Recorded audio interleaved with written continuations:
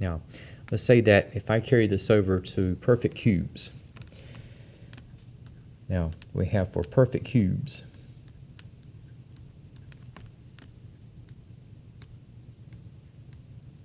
and so we have in the natural numbers, okay, so 1 cubed is 1, and 2 times 2 times 2 is going to be 8, 3 cubed is going to be 27, 4 cubed is 64, and 5 cubed, we have 5 times 5 times 5, which will be 125.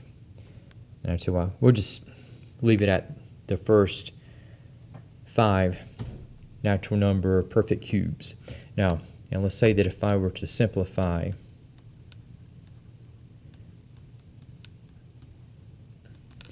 and where I had square roots earlier, let's say if we work with cubic roots.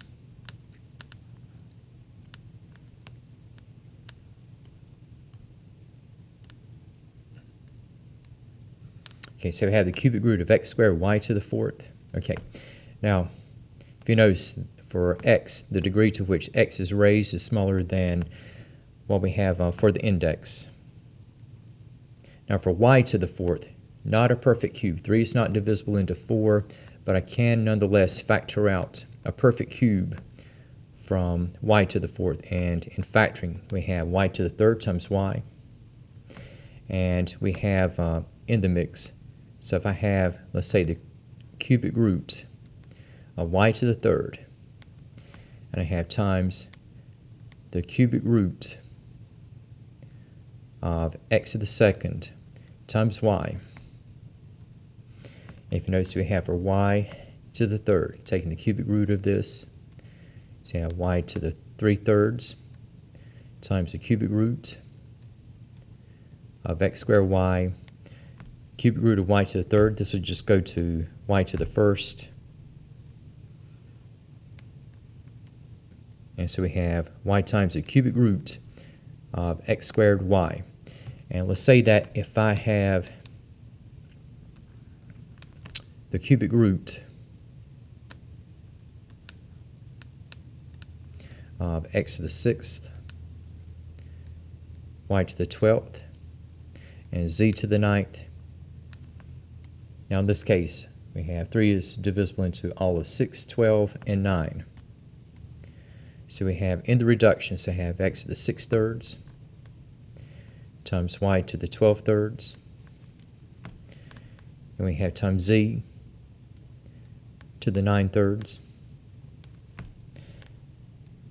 And in the reduction, so I have x squared, y to the 4th, times z to the 3rd. And let's say that working with not the square root, but the cubic root, and we have of 16 x to the 6th, y to the 8th, times z to the 10th. Okay, now if you notice, okay, 16 is a perfect square number, but it is not a perfect cube.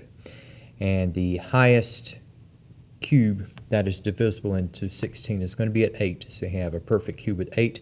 And 16 we can factor out as 8 times 2.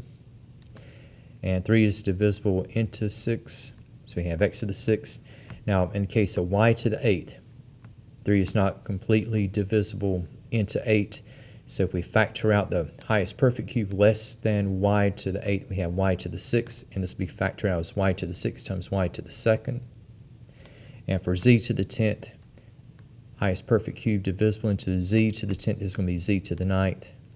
So we're going to have z to the 10th to factor out as z to the 9th times z. So if we separate what we have here, perfect cubes, we have 8, x to the 6th, y to the 6th, and z to the 9th. And we have with the others, have times the cubic roots, and we have of 2, y to the 2nd, and z. And so we got the cubic root of 8 is going to be at 2, and a little bit of history repeating itself. X to the 6/3 is going to be at x squared. And we have y to the 6/3. 6 divided by 3 is going to be 2.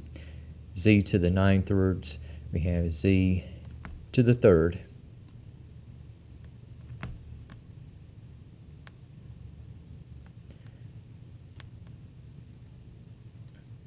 And so we have for the final result in this one, we have 2x squared y squared z cubed times the cubic root of 2y squared z.